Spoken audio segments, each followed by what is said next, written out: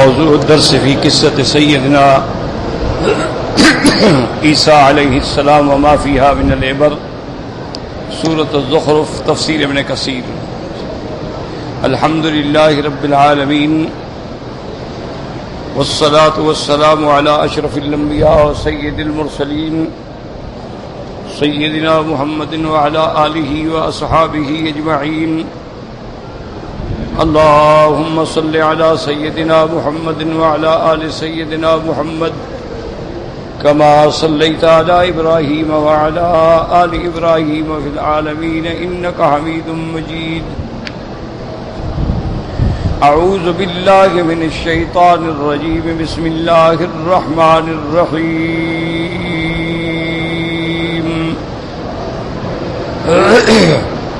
ولما ضرب ابن مريم مثلا إذا قومك منه يصدون وقالوا آلهتنا خير أم هو ما ضربوه لك إلا جدلا بل هم قوم خصمون۔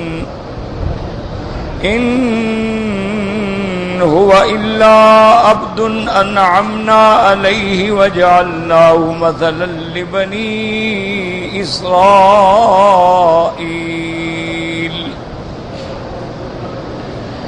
ولو نشاء لجعلنا منكم ملائكة في الأرض يخلفون وإنه لعلم للساعة فلا تمترن بها واتبعون هذا صراط مستقيم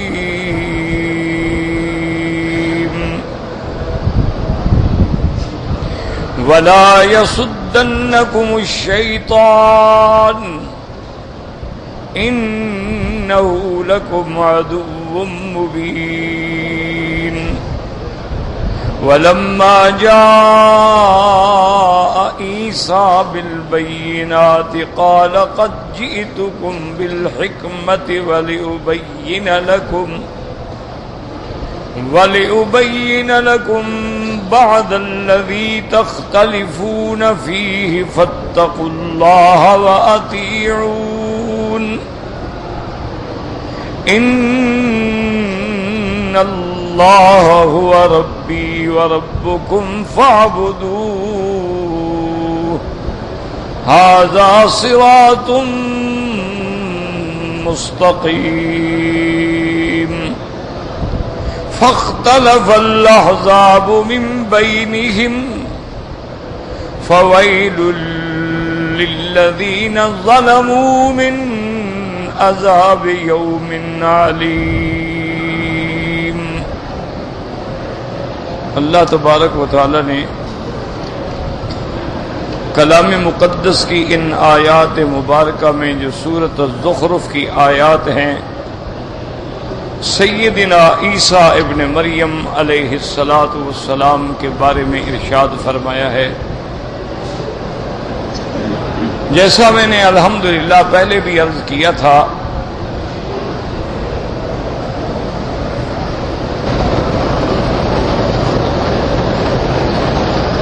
کہ اللہ تبارک و تعالی نے قرآن مقدس میں انبیاء علیہم السلام کے 25 انبیاء کے نام ذکر فرمائے۔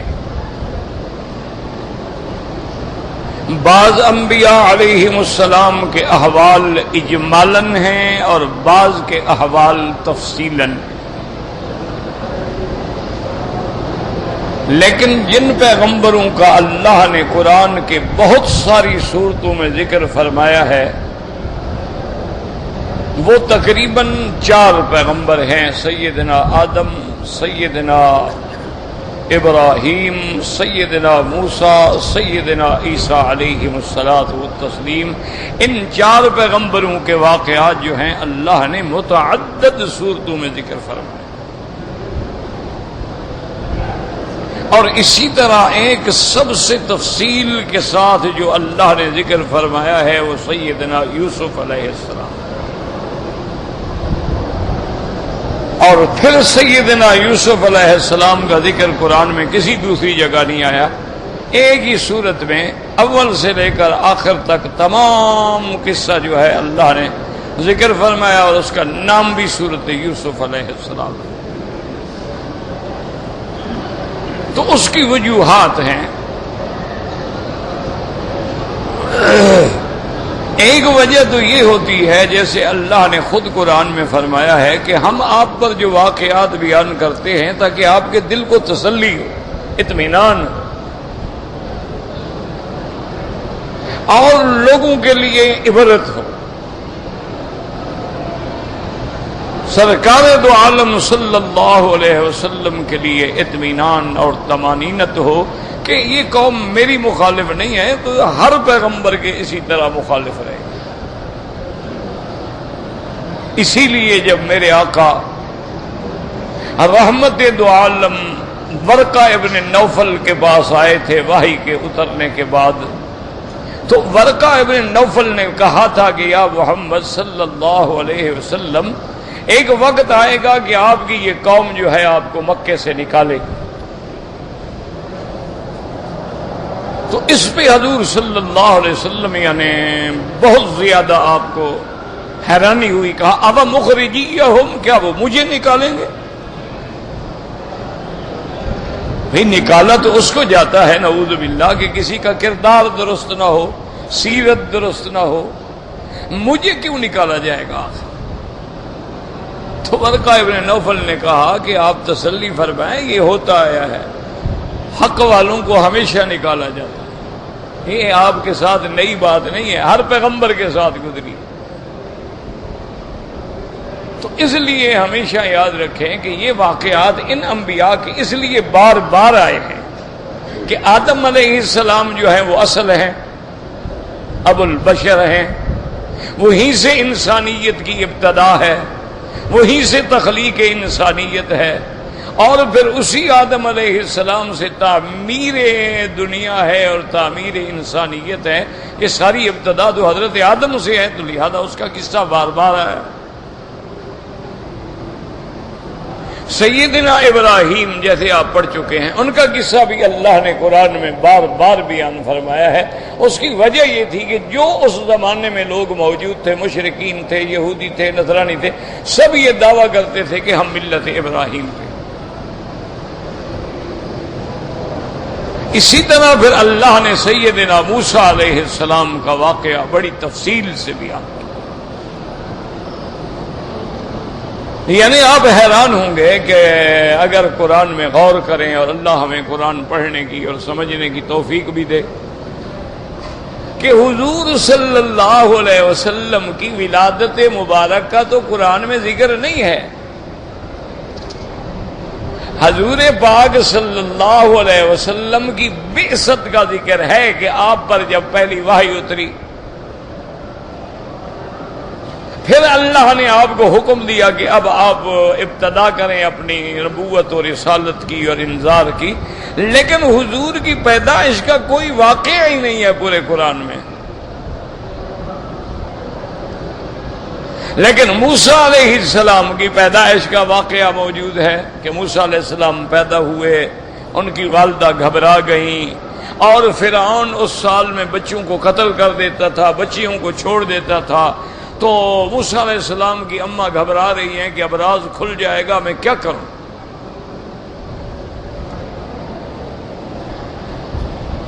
فرعون کا چونکہ بہت بڑا زبردست انتظام تھا، اس کی جو سی آئی ڈی تھی نا، کہ وہ جب بھی کوئی عورت حاملہ ہو جاتی تھی اس پہ نظر رکھتے تھے کہ اس کا نظر رکھو، جب ولادت ہو دیکھو بچی ہے چھوڑ دو، بچہ ہے قتل کر دو۔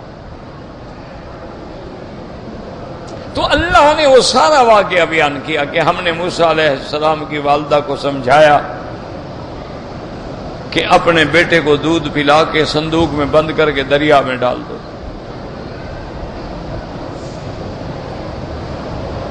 اور پھر کوئی غم نہ کرو، کوئی حزن نہ کرو، کوئی خوف نہ کرو، ہم آپ کی بھی حفاظت کریں گے، موسیٰ علیہ السلام کی بھی حفاظت کریں گے، اور پھر ہمارا وعدہ ہے کہ موسیٰ علیہ السلام آپ کے پاس ہم لوٹائیں گے۔ اور یہ بھی وعدہ ہے کہ ہم اس کو اپنے رسولوں میں سے چنیں گے، ہم اس کو نبی بنائیں گے، رسول بنائیں گے۔ لیکن بہرحال امتحان تو بڑا ہے نا جی، کہ اپنے بیٹے کو دودھ پیتے ہوئے بچے کو صندوق میں رکھو، صندوق بند کر دو اور دریا میں ڈال دو، نیکی کر دریا میں ڈال۔ یہ محاورہ شاید یہیں سے بنا ہوگا۔ یہ کہنا تو بڑا آسان ہے نا، لیکن کتنا بڑا امتحان ہے کہ ماں اپنے ہاتھ سے بھئی صندوق بند کر رہے ہیں، بتائے سانس رک جائے، بھئی دریا میں ڈال رہے ہیں، اللہ عالم دریا کی موجیں کہاں لے جائیں۔ لیکن اللہ کے حکم پہ عمل ہوا اور خدا کا انتظام اللہ نے ایسا فرما دیا کہ وہ دریا سے نہر میں اور نہر سے چلتے چلتے فرعون کے محلات کے اندر جو ہاؤس تھے اور سوئمنگ پول بنے ہوئے تھے اس میں پہنچ گئی، صندوق آ گئی۔ اب جناب سارے نوکرانیاں اور خادمہ کنیزیں دوڑی بھاگی، دیکھا کیا صندوق ہے، صندوق ہے۔ فرعون کی بیوی بھی آ گئی اور صندوق کھولی گئی، اندر بچہ ہے۔ تو یعنی یہ سارا واقعہ، پھر موسیٰ علیہ السلام فرعون کے گھر میں رہے، پھر جوان ہوئے، پھر ان کے ہاتھوں سے ایک بندہ مارا گیا، پھر آپ نے وہاں سے ہجرت کی، پھر آپ جناب مدین میں پہنچے، پھر آپ نے شعیب کی بیٹیوں کو ان کے مال کو پانی پلایا، پھر شعیب نے ان کو اپنے گھر میں رکھا۔ یعنی کوئی تفصیل کا کوئی جگہ نہیں جہاں اللہ نے ذکر نہیں کیا۔ لیکن حضور صلی اللہ علیہ وسلم کی ولادت کا کوئی ذکر نہیں۔ اسی طرح آپ دیکھیں کہ سیدنا عیسیٰ علیہ السلام، ان کا بھی اللہ نے ابتدا سے، یعنی آپ حیران ہوں گے کہ صرف عیسیٰ علیہ السلام کا ذکر نہیں، ان کی والدہ کا ذکر ہے، پھر ان کی والدہ کا ذکر ہے کہ کیسے امرات عمران نے منت مانی تھی کہ انی نذرت لک ما فی بطنی محررا، کہ یا اللہ میرے پیٹ میں جو بچہ ہے میں تیرے نام پہ آزاد کروں گی، مانا تیرے گھر کا خادم بناؤں گی، عالم بناؤں گی۔ اب جناب پیدا ہوا تو بچی تھی۔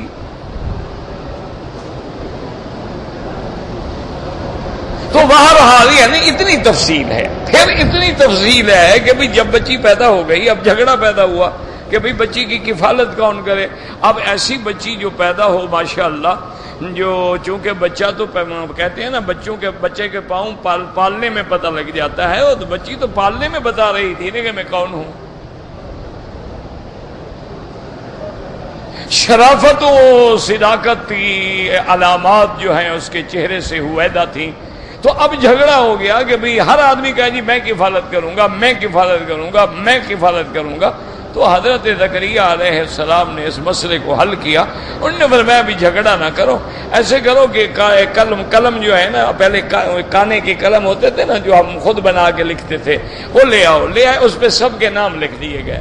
آپ نے فرمایا اس کو دریا میں ڈال دو، جو قلم دریا کے پانی کی مخالف سمت میں اوپر چلا جائے وہی بندہ کفالت کرے گا،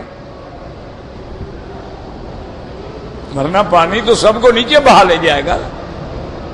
پانی بہ رہا ہے، آپ جو ڈالیں گے ادھر جائے گا، ادھر تو نہیں جائے گا۔ تو اب اگر ادھر جائے گا تو مانا اللہ اسی سے کفالت کرانا چاہتے ہیں۔ یعنی کہ اب دیکھیں کہ کفالت پر جو جھگڑا ہو رہا ہے اس کا بھی قرآن نے ذکر کیا، اور اللہ نے اپنے نبی پاک کو خبر دی کہ وما كنت لديهم اذ يلقون اقلامهم ايهم يكفل مريم۔ اللہ نے فرمایا میرے مدنی آپ وہاں نہیں تھے جب کلمیں ڈالی جا رہی تھیں، جب قرآن دازی ہو رہی تھی، جب جھگڑ رہے تھے، آپ وہاں موجود نہیں، ہم آپ کو خبر دے رہے ہیں۔ قرآن پڑھا کرو اور قرآن میں غور کیا کرو۔ دیکھو قرآن نص ہے، اللہ کا قرآن ہے کہ وما كنت لديهم، آپ وہاں موجود نہیں تھے، لیکن یہ کہتے ہیں ہر جگہ حاضر ناظر ہیں۔ تو اس سے بڑا کافر کوئی ہے جو قرآن کا بھی مخالف ہو؟ اللہ کہتے ہیں آپ نہیں تھے، کہ نہیں جی آپ ہر جگہ ہیں، یعنی نعوذ باللہ اللہ کا فرمان غلط ہے۔ یہ 14ویں صدی کے مولوی کی بات درست ہے۔ اور ایک دفعہ نہیں، اللہ نے 2 دفعہ فرمایا وما كنت لديهم اذ يلقون اقلامهم ايهم يكفل مريم وما كنت لديهم اذ يختصمون. اللہ نے 2 دفعہ فرمایا آپ وہاں نہیں تھے، آپ وہاں نہیں تھے.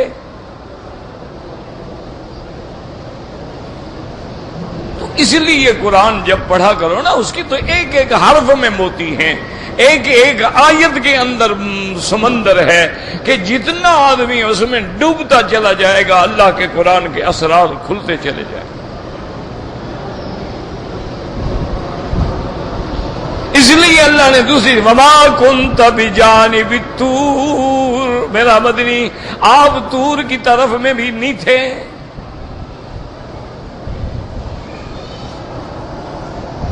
تو اس لیے ہمیشہ یاد رکھیں یہ محبت نہیں ہوتی کہ آدمی اپنی طرف سے عقیدے بنا لے، اپنی طرف سے عقیدے گھڑ لے کہ بھئی چونکہ اللہ حاضر ناظر ہے لہذا نبی پاک بھی حاضر ناظر ہے.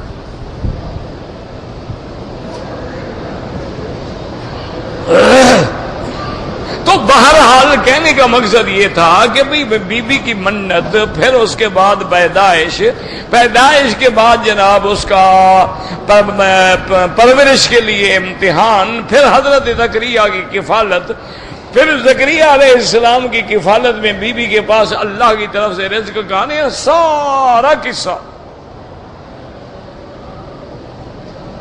اچھا اب بی بی مریم جوان ہو گئی، اکیلی بیٹھی ہے، جبریل آ گئے، سارا قصہ.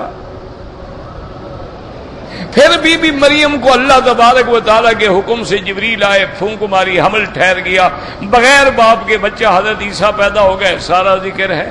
اب بی بی رو رہی ہے کہ یا اللہ جب قوم کہے تو میں کیا جواب دوں. اللہ پاک وہ جواب بھی سکھلا رہے ہیں کہ آپ کو بولنے کی بھی ضرورت نہیں، آپ خاموش رہیں، بس اشارہ کر دیں بچے کی طرف.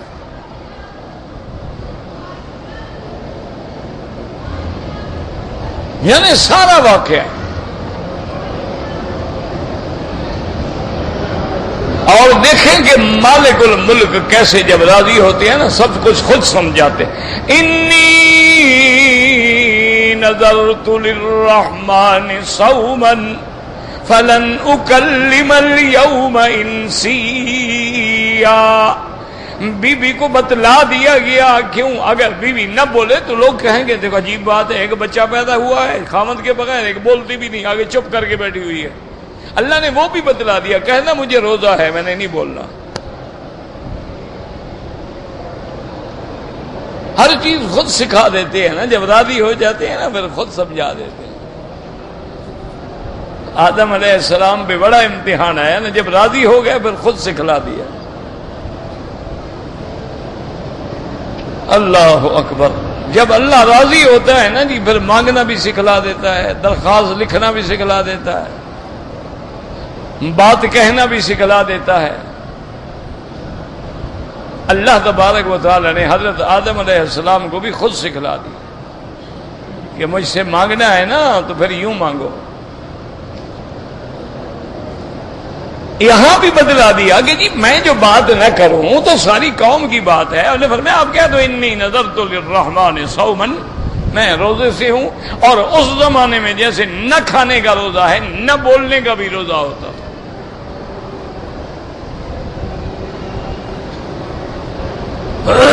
اب قوم آ گئی، سب ہوا، سارا واقعہ. پھر عیسیٰ علیہ السلام پیدا ہو گئے. پھر عیسیٰ علیہ السلام نے اپنے پالنے میں اور مہد میں کیسے بات کی، کیسے خطاب کیا، سارا قرآن میں موجود. پھر عیسیٰ علیہ السلام جوان ہو گئے، اللہ نے نبوت عطا فرمائی، اللہ نے ایسے معجزات عطا فرمائے کہ اگر برس اور کوڑی کو بھی ہاتھ پھیر دیتے ٹھیک ہو جاتا، مادرزاد اندھے کی آنکھوں پہ بھی ہاتھ پھیر دیتے وہ ٹھیک ہو جاتا. آپ ایک مٹی کا اور کاغذ کا پرندہ بنا کے پھونک مارتے وہ اڑ جاتا، مردے کو کہتے کھڑے ہو جاؤ تو وہ کھڑا ہو جاتا. یہ ساری باتیں اللہ نے قرآن میں ذکر کر دی ہیں، لیکن حضور پاک کی پیدائش کا تو کوئی ذکر نہیں. اچھا حضور پاک کی پیدائش کا ذکر احادیث میں بھی نہیں ہو سکتا، اس لیے کہ بھئی حدیث تو بعد میں ہوگی نا، جب آپ نبوت ملنے کے بعد بات فرمائیں گے. ولادت تو پہلے کی ہے. وہ تو بات یہی ہے جو مکے والے بتائیں گے، وہ بات ہے۔ بنو ہاشم والے بتائیں گے، قریش بتائیں گے کہ حضور فلاں رات پیدا ہوئے، بی بی آمنہ کے گھر میں پیدا ہوئے، عبداللہ فوت ہو گئے تھے، عبد المطلب نے آپ کا نام رکھا، بی بی حلیمہ دودھ پلانے کے لیے، تو سارا واقعہ وہ بتا رہے ہیں۔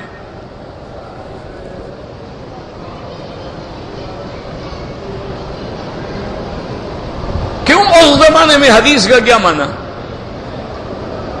وہ تو بعد میں حضور پاک نے ان واقعات کی تصدیق فرما دی، بات ختم ہو گئی۔ ورنہ خبر دینے والے تو سارے، کیا کون خبر دے گا؟ یا عبد المطلب دے گا یا ابی طالب دے گا؟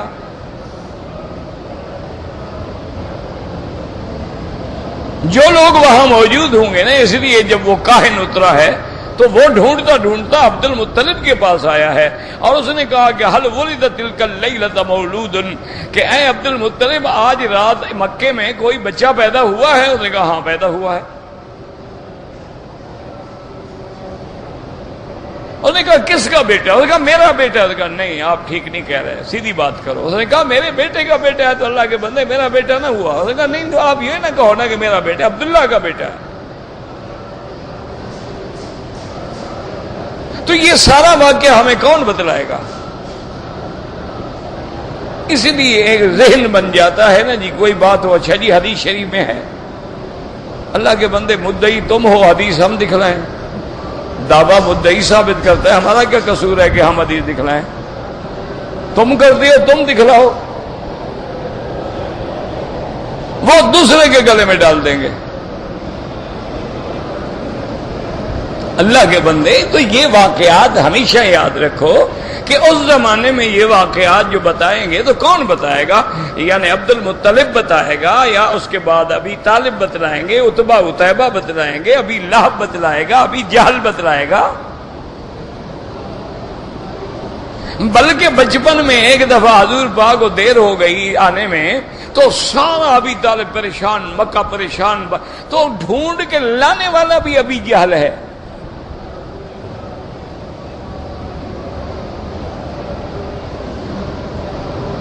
ڈھونڈ کے حضور کو لے آنے والا ابی جہل، اللہ کا نظام ہے نا جی۔ اسی طرح ایک دفعہ بی بی حلیمہ کے ساتھ بھی آ رہے تھے حضور، بی بی حلیمہ ڈر گئی جب دیکھا نا حضور کے حالات کو کہ روز نیا واقعہ پیش آ جاتا ہے، نئی بات ہو رہی ہے۔ اس نے کہا یہ بچہ کو نرالا شان رکھتا ہے، اچھا ہے کہ بچہ امانت ان کے گھر پہنچا دوں، اب میرے لیے حفاظت کرنا مشکل ہو جائے گا۔ تو راستے میں چونکہ اونٹوں کا سفر ہوتا تھا تو بنو سعد قبیلہ جو ہے خاصا دور ہے، طائف سے بھی آگے ہے۔ اچھا ابھی بھی وہ جگہ الحمدللہ موجود ہے جہاں حضور کھیلتے تھے اور جہاں حضور رہتے تھے، ابھی وہ پتھر، وہ دیواریں، وہ جگہیں ابھی ہیں بنو سعد کے علاقے میں، اور آج تک اس علاقے میں عجیب برکت ہے۔ یعنی اس علاقے کا مثلا کوئی پھل ہے نا، اس کا کوئی مقابلہ ہی نہیں دنیا میں۔ یعنی وہاں انگور ہوتے ہیں، انجیر ہوتا ہے، انار ہوتے ہیں، جو بھی پھل ہیں اس کا کوئی مقابلہ ہی نہیں۔ برشومی ہوتی ہے، بہت ساری چیزیں ہوتی ہیں، اور وہ آثار ابھی تک موجود ہیں۔ وہ کنواں، وہ جگہ جہاں حضور بکریاں مبارک چلاتے تھے، وہ جگہ، اور جہاں پھر حضور کا سینہ مبارک شق ہوا، وہ جگہ، وہاں جو بوڑھے بوڑھے پرانے عرب ہیں نا، وہ ایک ایک جگہ جانتے ہیں۔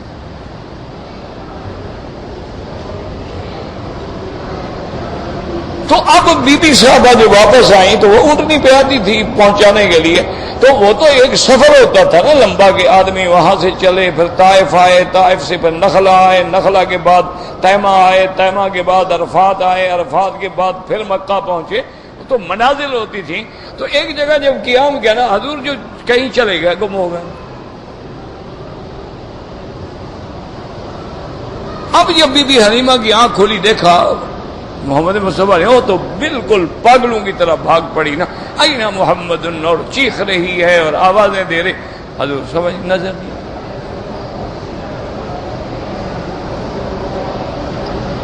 وہیں جب بی حلیمہ بھاگ رہی تھی نا، ایک بوڑھا آدمی ملا، اس نے کہا کیا بات ہے؟ انہوں نے کہا میرا بچہ محمد میرے ساتھ تھا، ہم کٹھے سو گئے، اٹھ کے پتہ نہیں کہاں چلے گئے۔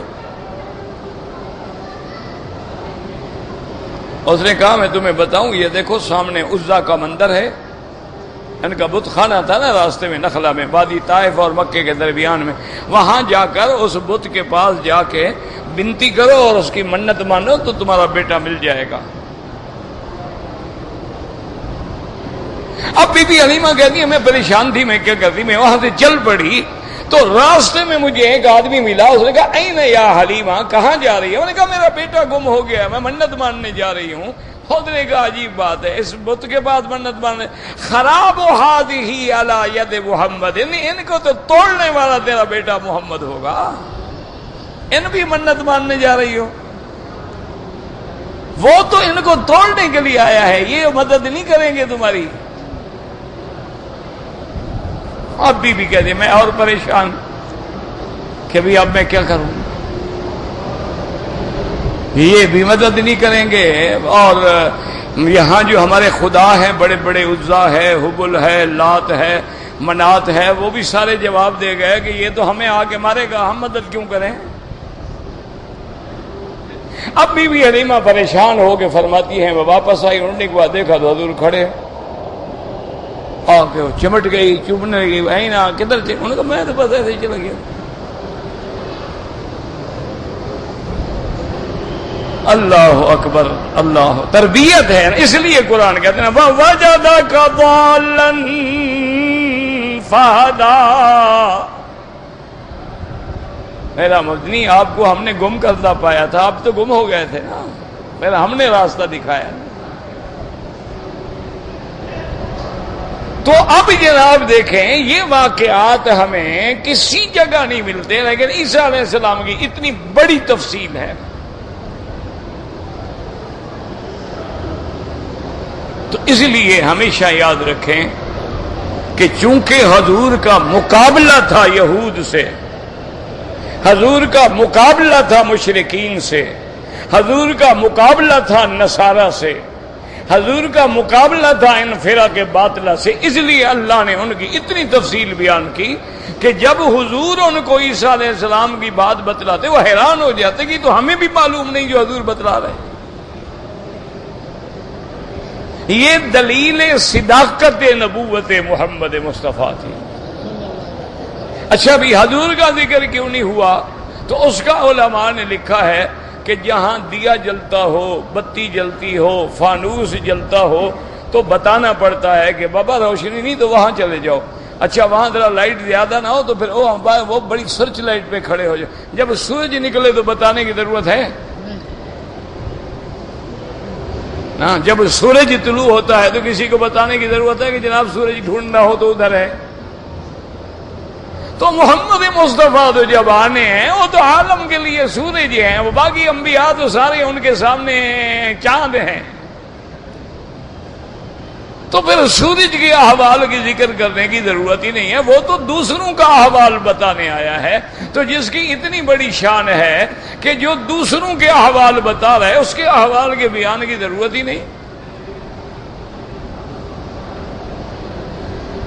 تو اس لیے اب دیکھیں کہ عیسیٰ علیہ السلام کا واقعہ آتا ہے اور بڑا عجیب واقعہ۔ اس کے بارے میں شان نزول کے بارے میں یاد رکھیں دو روایات ہیں۔ ایک روایت تو یہ ہے کہ ایک دن حضور نے فرمایا کہ من یعبد من دون اللہ لیس فیہ خیر، اللہ کے سوا جن کی عبادت کی گئی ان میں کوئی بھلائی نہیں۔ تو قریش جو تھے، مشرکین جو تھے، ان کے جو بڑے بڑے ٹھاکر تھے، بڑے بڑے ان کے سردار تھے، وہ بڑے خوش ہو گئے۔ انہوں نے کہا اچھا حضور، یعنی اللہ کے سوا جن کی عبادت کی جائے ان میں خیر نہیں، تو عبادت تو عیسیٰ علیہ السلام کی بھی کی گئی، پھر عیسیٰ میں بھی خیر نہیں ہے؟ آپ کہتے ہیں عیسیٰ رسول ہیں، نبی ہیں، عبادت تو عزیر علیہ السلام کی بھی کی گئی ہے، کیا ان میں بھی خیر نہیں ہے؟ عبادت تو ملائکہ بھی کی گئی ہے، ان میں بھی خیر نہیں ہے. تو بعض کہتے ہیں کہ سبب نزول یہ ہے، پھر اللہ نے قرآن میں یہ آیات اتاری. اور ایک دوسری روایت ہے کہ جب آیت اتری انکم وما تعبدون من دون اللہ حسب جہنم، اللہ نے فرمایا کہ تم اے مشرک ہو، تم انکم وما تعبدون من دون اللہ، اور اللہ کے سوا جن کی تم عبادت کرتے ہو ان سب کا ٹھکانہ جہنم ہے. تو ایک عبداللہ ابن زبعرہ ایک کافر تھا، اور بعض کہتے ہیں نضر ابن الحارث تھا، کہنے لگا بھی آج تو بس ہمارے ہاتھ میں ایسی بات آ گئی ہے کہ اب ہمارا مقابلہ حضور نہیں کر سکتے.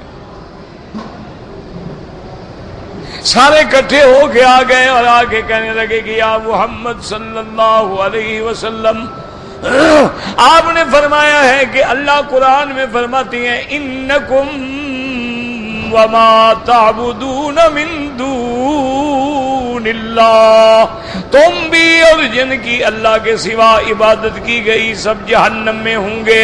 یہ قرآن ہے. آپ نے فرمایا ہاں قرآن ہے. انہوں نے کہا پھر محمد مصطفیٰ عیسیٰ علیہ السلام کی بھی عبادت کی گئی، عزیر کی بھی عبادت کی گئی، ملائکہ کی بھی عبادت کی گئی، کیا نعوذ باللہ وہ بھی جہنم میں ہوں گے؟ تو چلو پھر ہمارے خدا ان کے ساتھ ہوں گے.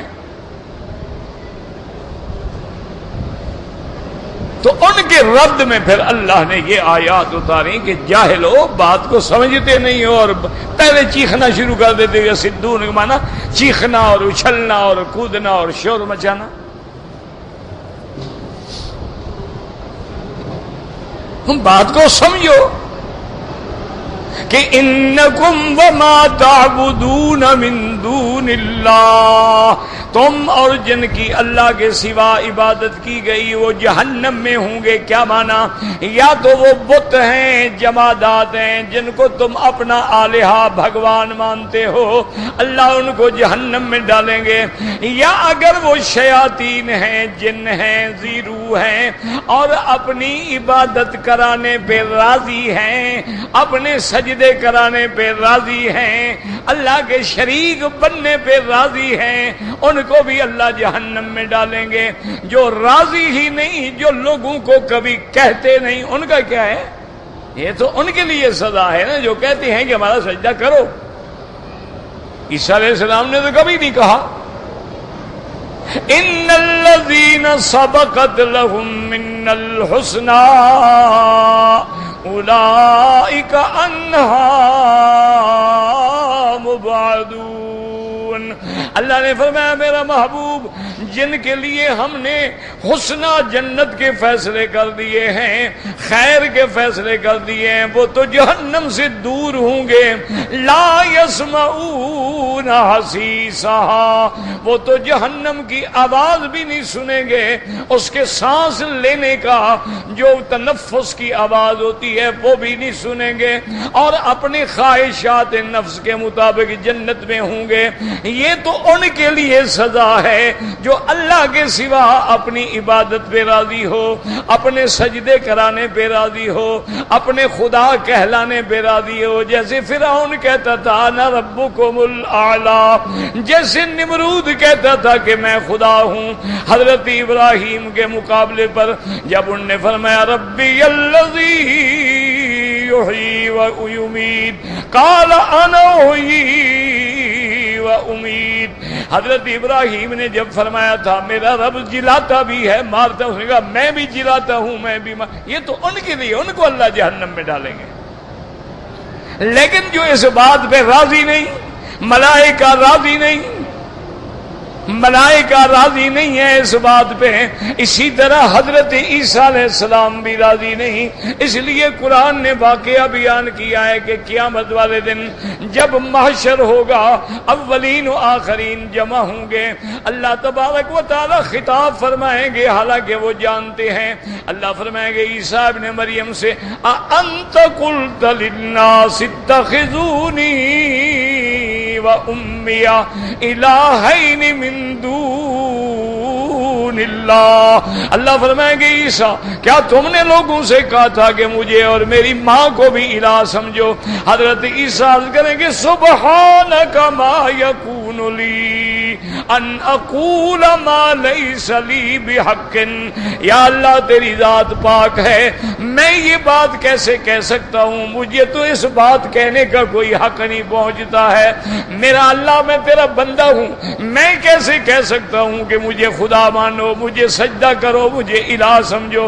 ما سبحانک ما یقول لی ان اقول لیس لی بحق ان کنت قلته فقد علمت. مولا اگر میں نے کہا ہے آپ جانتے ہیں، تعلم ما فی نفسی ولا اعلم ما فی نفسک. یا اللہ میرے اندر کی باتیں آپ جانتے ہیں، میں تو نہیں جانتا. ما قلت لهم الا ما امرتنی به ان اعبدوا اللہ ربی وربکم ربکم. اے میرے مالک، میں نے تو ان کو یہی کہا تھا کہ اللہ کی عبادت کرو، تمہارا بھی وہی رب ہے، میرا بھی وہی رب ہے، میں نے تو نہیں کہا. تو جب عیسیٰ علیہ السلام نے کہا نہیں ہے، فرشتوں نے کہا نہیں ہے، عزیر علیہ السلام نے کہا نہیں ہے، تو ان کا تو کوئی جرم نہیں.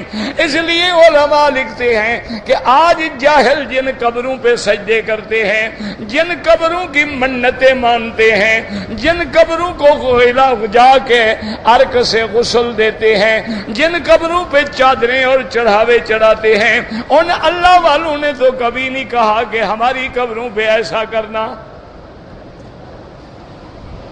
آج بھی دنیا کو ہم چیلنج کر کے کہہ سکتے ہیں کہ حضرت عبد القادر جیلانی رحمت اللہ علیہ، بایزید بستامی رحمت اللہ علیہ، حضرت فرید الدین رحمت اللہ علیہ، حضرت نظام الدین رحمت اللہ علیہ، حضرت سری سکتی رحمت اللہ علیہ، جتنے اولیاء گزرے ہیں کسی کی ایک کتاب میں دکھاؤ انہوں نے کہا ہو کہ ہماری قبروں پہ سجدہ کرو.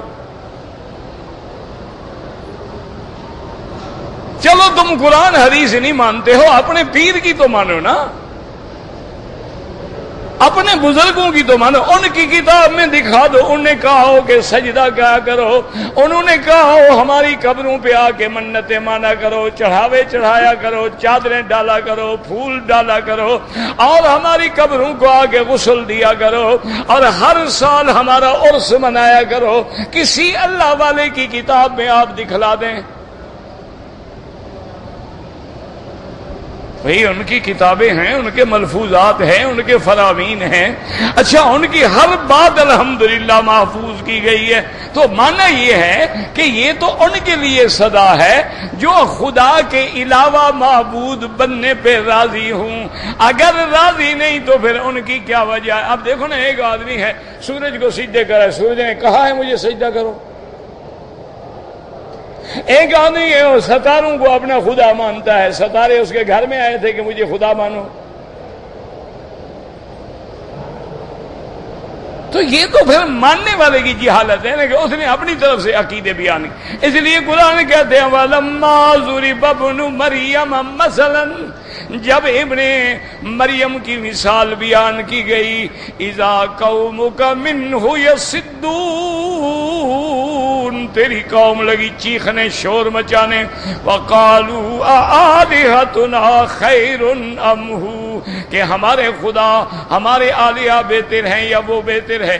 اللہ فرماتے ہیں مَا ضَرَبُوهُ لَكَ إِلَّا جَدَلًا، یہ انہوں نے جو مثال بیان کی ہے صرف جھگڑا مقصود ہے، حقیقت کچھ بھی نہیں.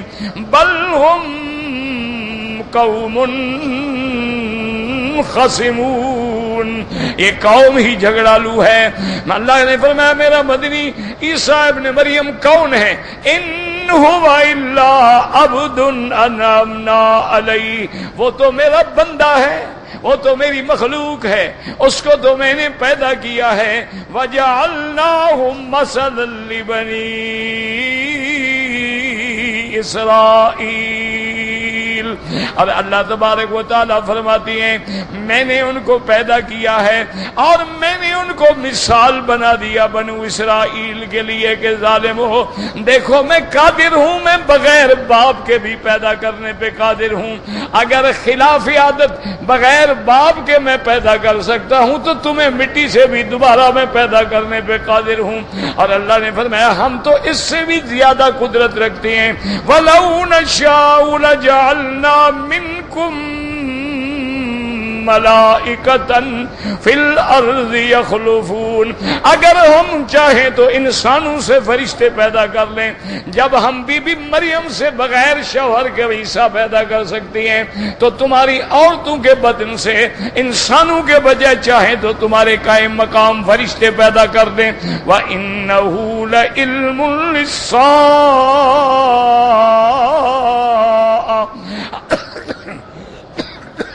حضرت عیسیٰ جو ہیں نشانی ہیں یا علم ہے قیامت کے آنے کے لیے کہ جب وہ آئیں گے تو علامات قیامت میں سے ہے فَلَا تَمْتَرُنَّ بِهَا، بالکل شک نہ کریں، وَاتَّبِعُونَ، اور میری اتباع کریں، هَذَا صِرَاطٌ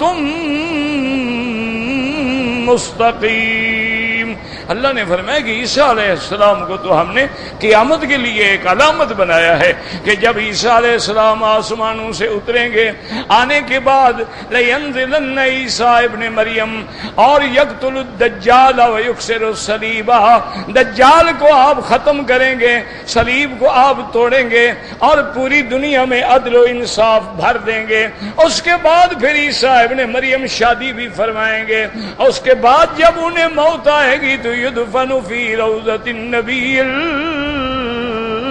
مصطفیٰ، پھر وہ اللہ کے نبی حضرت محمد مصطفیٰ کے روضے میں دفن ہوں گے۔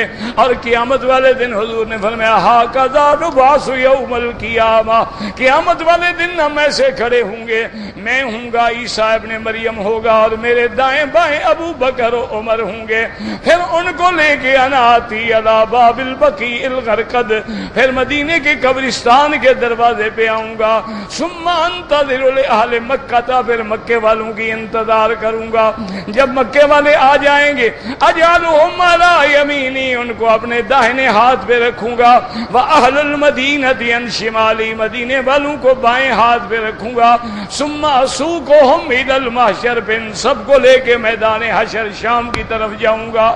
اللہم ثبتنا علی الایمان، اللہم ارزقنا الموت علی ملت محمد صلی اللہ علیہ وسلم، اللہم ارزقنا حسن الختام یا حی یا قیوم یا ذی الجلال والاکرام، اللہم اجعل خیر ایامنا آخرہا۔ کہتے جی کہ میں نے جہاز میں میرے جسم سے کچھ پیشاب کے قطرے لگ گئے تھے، میں نے احرام تو نہیں باندھا تھا لیکن نیت کر لی، لبیک پڑھ لی، تو نیچے اتر کے پھر باندھا احرام کے نہیں باندھا، اگر نیچے اتر کے باندھا پھر عمرہ کیا کوئی دم نہیں۔ میں ہر روز 100 کلومیٹر جاتا ہوں، سفر کرتا ہوں، آپ مسافر ہیں نماز قصر ہوگی، کیونکہ جب 78 کلومیٹر ہو جائے تو آدمی مسافر ہو جاتا ہے۔ میرا خاوند شہید ہو گیا، حکومت نے مجھے پیسے دیے ہیں، بالکل جائز ہے، کوئی بات نہیں، آپ لے سکتی ہیں، امداد ہے آپ کی، کوئی شہید کا بدلہ نہیں ہوتا، معنی یہ ہوتا ہے کہ چونکہ ایک بندہ چلا گیا جو ذریعہ تھا تمہارے معاش کا، تو ایک مدد ہے، آپ لے سکتی ہیں۔ عمرے والوں کو پہلے مکہ جائیں یا مدینہ کوئی بات نہیں، جہاں موقع ملے پہلے عمرہ کر کے مدینہ جائیں یا پہلے مدینہ آ کے عمرہ کریں، دونوں جائز ہیں، کوئی پابندی نہیں۔ کہتے ہیں جی کہ میں نے اپنی بیوی کو مہر کے پیسے جو تھے وہ دے دیے، بعد میں مجھے ضرورت پڑی تو میں نے بیوی سے پیسے لے کے کام کیا، اس سے مجھے کافی فائدہ ہوا، وہ حلال کے پیسے تھے نا، فائدہ تو ہونا تھا، وہ تو خالص حلال ہوتا ہے نا، جب آپ نے مہر دے دیا اب مہر اس کے لیے حلال ہے، پھر اس نے تمہیں قرضہ دے دیا، تو اگر وہ قرضہ تھا الگ بات ہے، اگر قرضہ نہیں تھا اس کے پیسوں سے فائدہ ہوا ہے تو بیوی کو شریک کرو۔ بہرحال سعودی عرب ہو یا دنیا کا کوئی ملک ہو، جو گوشت یا بکرا یا بکری یا دمبے یا مرغی غیر ملکوں سے آتے ہیں ان کے ذبح کا کوئی اطمینان نہیں۔ اس کی وجہ ہے نا میرا بھائی، غور کرو کہ مثلا پولینڈ سے یا ہالینڈ سے یا کہیں سے 2 لاکھ یا 3 لاکھ یا 4 لاکھ مرغی روزانہ ایکسپورٹ ہوتی ہے، تو ایک مرغی کو ذبح ہونے کے لیے کتنا وقت چاہیے؟ تو کون ذبح کرتا ہے؟ وہ سارے مشینی ہوتے ہیں۔ اسلامی ملکوں کو دھوکہ دینے کے لیے لکھ دیتے ہیں کہ اللہ ذبیحہ جو ہے اسلامی طریقے پہ ہے۔ اچھا ایسے پاگل ہیں، کبھی کبھی وہ اسی کرٹن میں مچھلی بھی بیچ دیتے ہیں، اوپر لکھا ہوتا ہے اسلامی طریقے پہ ذبح ہوئی ہے۔ بہرحال باہر کے گوشت کا کوئی اعتبار نہیں۔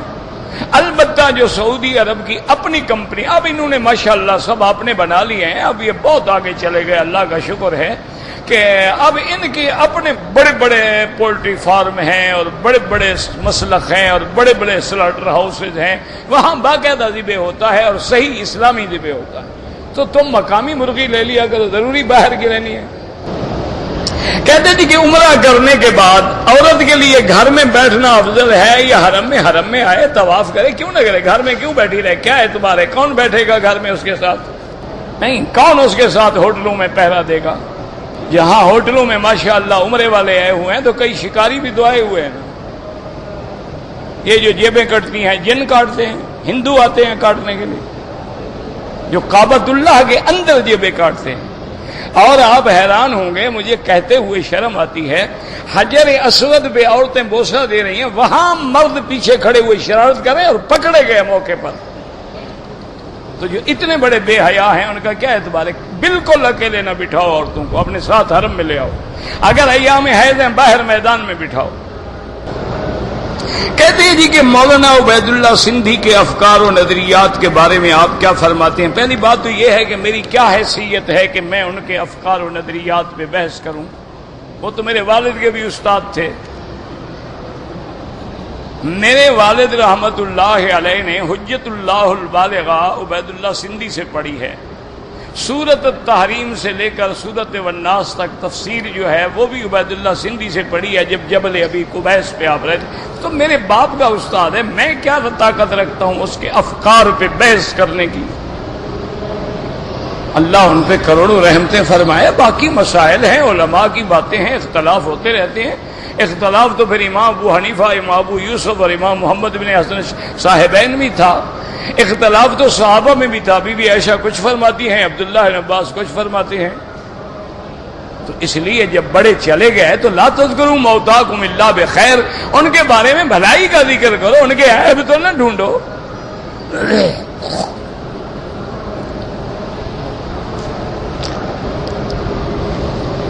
کہتے جی کہ آپ اپنا مکمل تعارف کروائیں۔ کیوں جناب؟ کوئی وجہ؟ تعارف کی ضرورت تو تب ہو کوئی رشتہ داری ہو رہی ہو۔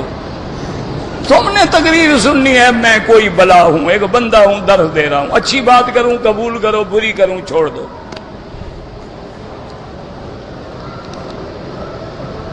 انہ لقول رسول کریم، یعنی فرشتے کی بات۔ اللہ نے جبریل پہ پڑھا تو جب جبریل نے پڑھا تو اس کی طرف نسبت ہو گئی۔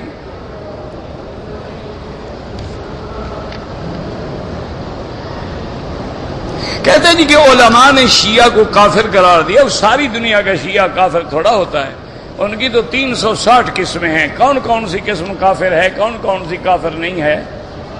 اچھا پھر ایک آدمی کلمہ پڑھتا ہے، قرآن پڑھتا ہے، ہم زبردستی کہیں تم کافر ہو؟ کوئی دیکھو نا، آخر کوئی وجہ بھی تو ہو نا۔ ہاں ایک آدمی کہتا ہے میں قرآن تمہارے کو نہیں مانتا، یہ قرآن نامکمل ہے، وہ کافر ہے۔ ایک آدمی کہتا ہے میں بی بی عائشہ صدیقہ کو پاک نہیں مانتا، وہ کافر ہے۔ ایک آدمی کہتا ہے میں سیدنا ابو بکر کو صحابی نہیں مانتا، وہ کافر ہے۔ لیکن آپ کے سامنے انہوں نے کہا ہے، یا مکے میں جب بیٹھے ہیں یہی قرآن پڑھ رہے ہیں، کوئی اور قرآن لے آتے ہیں؟ ایسے تو نہیں نا کہ ساری دنیا کو پہلے لوگ مسلمان بنانے آتے تھے، اب مولوی کافر بنانے کے لیے پیدا ہوئے ہیں، آئے ہیں، ان کو بات کرو، سمجھو۔ شیعہ کے منہاج السنہ کتاب ہے شیخ الاسلام ابن تیمیہ کی، اس میں انہوں نے 360 قسمیں لکھی ہیں، شیعہ کی تو کئی قسمیں ہیں۔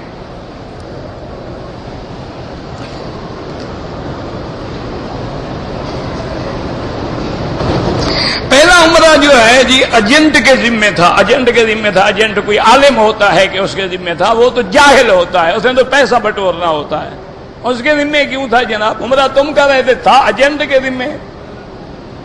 عجیب لوگ ہیں۔ اس نے باریک مشین سے سر مڈوا دیا، ہو گیا عمرہ جناب۔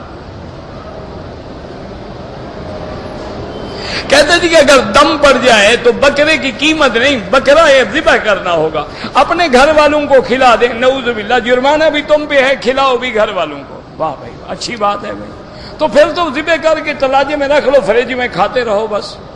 بھائی وہاں جو غریب کھڑے ہیں ان میں تقسیم کر دو، تمہارا کھانا تو ناجائز ہے۔ اگر ہم پہ دم پڑ جائے اور پیسہ نہ ہو کوئی بات نہیں، جب اپنے ملک میں چلے جاؤ بھیج کے دم کرا دینا۔ اگر آدمی اینک کے ساتھ نماز پڑھے تو کراہت ہے، اگر سجدہ پوری طرح نہ کر سکے تو کراہت ہے، پھر اینک اتار دے۔ اور اگر اینک ایسی ہے کہ پیشانی اور ناک کو نہیں روکتی، سجدہ پورا ہوتا ہے تو جائز ہے۔ مدینہ منورہ میں جب حاضر ہوں سب سے پہلے غسل کریں، اچھے کپڑے پہنیں، خوشبو لگائیں، ادب کے ساتھ مدینے کی مسجد میں حاضر ہوں، 2 رکعت تحیت المسجد پڑھیں، درود شریف پڑھتے ہوئے ادب کے ساتھ چلتے ہوئے حضور کے سامنے مواجہہ میں آئیں اور وہاں کھڑے ہو کر الصلاۃ والسلام علیک یا رسول اللہ، پھر حضرت ابو بکر، حضرت عمر، پھر کعبے کی طرف رخ کر کے اللہ سے دعا مانگیں۔ طوائف تو نہیں ہوتی، طواف ہوتا ہے، اپنے لیے کرو یا کسی کے لیے کرو۔ میں اگر مدینے سے اپنے والد کے لیے عمرہ کروں، کر سکتے ہو، کوئی منع نہیں۔ حضور پاک کی نبوت کا اعلان کس نے کیا تھا؟ آپ نے خود کیا تھا جب اپنے باپ پہ وحی ہوتی، اقرا بسم ربک الذی خلق، تو آپ نے آگے بتایا نا کہ مجھ پر یہ وحی آئی ہے۔ خانہ کعبہ کے سامنے بھی کھڑے ہوں تو نظر سجدے کی جگہ پہ ہو۔ نماز عاجزی کا نام ہے، تذلل کا نام ہے، یہ نہیں ہوتا کہ بادشاہ کی آنکھوں میں آنکھیں ڈال کے بات کرو۔ میری والدہ عمرے کے بعد سو گئی، خوشبو بھی لگائی، غسل کیا، بعد میں عمرہ کیا، دم پڑ گئی جناب۔ میں نے احرام کھول کے دوبارہ باندھ لیا تھا، وہ کھولنے میں عمرہ تو بھاگ گیا، پھر آپ نے کیا باندھا؟ اللہ کے بندے، چادر جو کھل جائے باندھے نہ کھل جائے گر جائے، عمرہ گر گیا۔ عجیب بے وقوف لوگ ہیں، لاکھ دفعہ باندھو، بدل لو، خراب ہو گئی اور پہن لو۔ عمرہ کرنے سے پہلے میں نے سر منڈوا دیا، دوبارہ نہیں منڈوایا۔ لوگ بعد میں منڈواتے ہیں، یہ پہلے منڈوا کے آ گیا۔ ایک بکری دم ادا کرو جناب۔ کہتے جی کہ رفع یدین کا حکم ہے، مجھے تو نہیں ملا، آپ کو جب ملے تو مجھے بتا دینا۔ میں تو طالب العلم ہوں، مجھے تو آج تک کوئی حدیث نہیں ملی جس میں حضور نے حکم دیا ہو کہ فلاں فلاں جگہ کرو اور فلاں فلاں جگہ نہ کرو۔ یہ آپ کو حدیث ملے ہمارے آنکھوں پر؟ دیکھو نا، ہر چیز کا حضور نے حکم دیا ہے۔ حضور نماز سکھا رہے ہیں کہ اذا کبر فکبروا، جب امام کہے اللہ اکبر تم اللہ اکبر کہو، جب امام پڑھے تم چپ رہو، جب امام رکوع کرے تم رکوع کرو، جب امام سمع اللہ لمن حمدہ کہے تم ربنا لک الحمد کہو، جب امام سجدے میں جائے تم سجدہ کرو، جب امام سلام پھیرے تم سلام پھیرو۔ تو یہاں یہ بھی سکھا دیتے نا کہ کہاں کہاں رفع یدین کرو۔ ہر بات سکھلائی ہے، یہ کیوں نہیں سکھلایا؟ کوئی وجہ تو ہوگی نا۔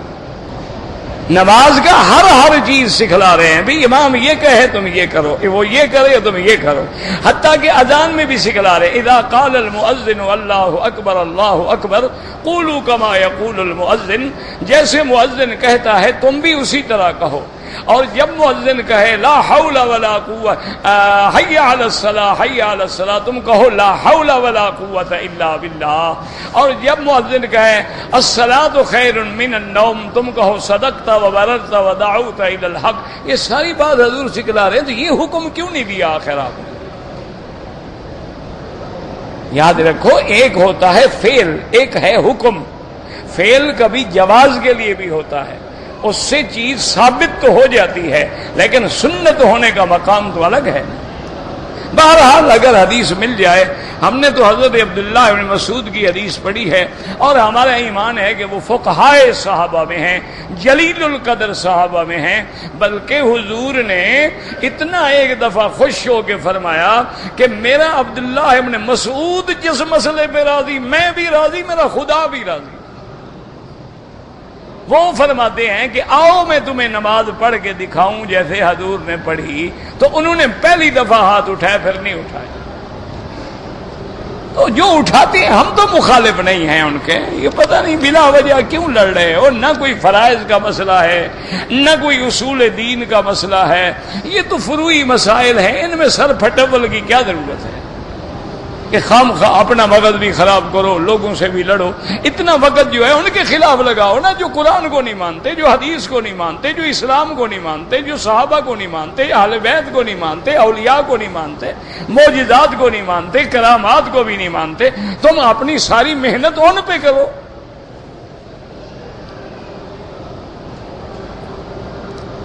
کہتے ہیں جی کہ میں نے جب احرام سر مڈایا تو اس شریف آدمی نے شیمپو لگا دیا تھا، 1-2 ریال خیرات کر دو۔ کیوں لگایا تو صحیح لیکن فوراً اتار دیا نا۔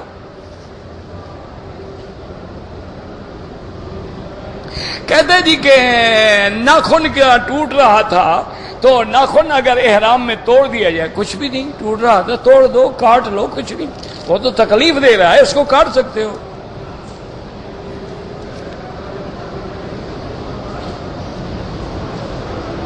ایک آدمی نے عمرے کی نیت کی، طواف بھی کیا، صفا مروہ بھی دوڑا، سر نہیں مڈایا، کپڑے پہن لیے، سر بھی مڈائے اور ایک بکری دم بھی ادا کرے۔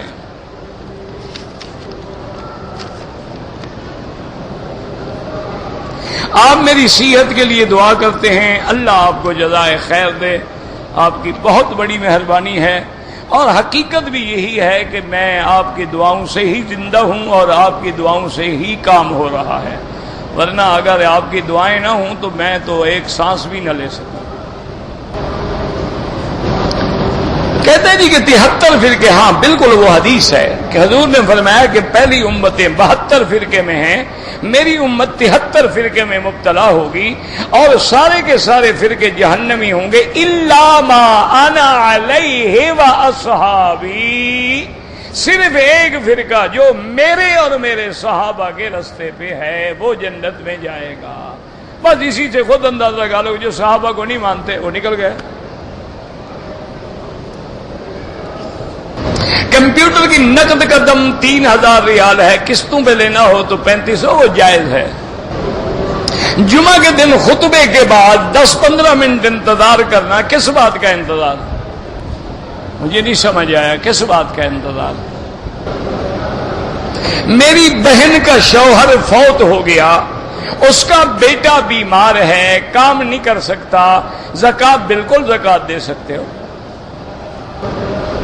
کہتے جی کہ میں نے شہر میں پلاٹ لیا ہے، ٹیکس سے بچنے کے لیے اگر میں قیمت کم بتلاؤں تو اس کا کیا ہوگا؟ بہرحال جھوٹ بولنا تو ناجائز ہے، اور ٹیکس اگر ظالمانہ ہے، ناجائز ہے، تو ظلم سے بچنے کے لیے کم بتا سکتے ہو۔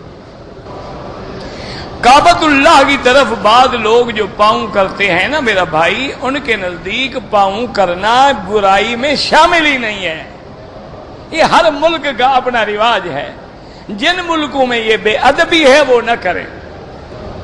کہتے جی کہ آپ روحانی علاج کرتے ہیں، میں نہ جسمانی علاج کرتا ہوں نہ روحانی علاج کرتا ہوں، میں خود جسمانی بھی بیمار ہوں، روحانی بھی بیمار ہوں، آپ کے پاس کوئی معالج ہو تو الٹا میرا علاج کر لیں۔